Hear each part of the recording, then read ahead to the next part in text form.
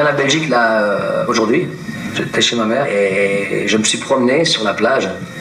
La mer était déchaînée. J'ai dû me pencher en avant pour sentir ces molécules called CO2 qui sont un peu plus puissantes que maintenant. On ne pense pas vertical, horizontal, on pense vertical. C'est-à-dire qu'on est bien droit dans la vie, on ne pense pas aux heures, aux secondes, tout est neutral.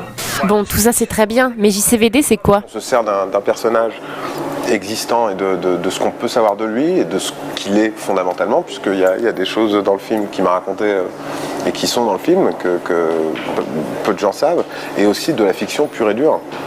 Donc il y a ce truc c'est pas un faux documentaire ou quoi que ce soit. Hein.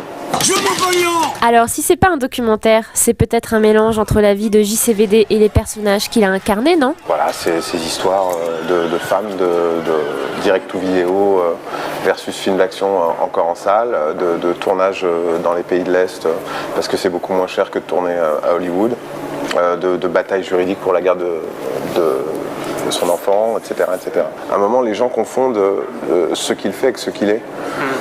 Et là, en l'occurrence, c'est vraiment le cas, mais avec une distorsion, parce que ce qu'il est dans le film, c'est un personnage, et ce qu'il fait dans le film n'est pas forcément dans sa vie. Ah, d'accord.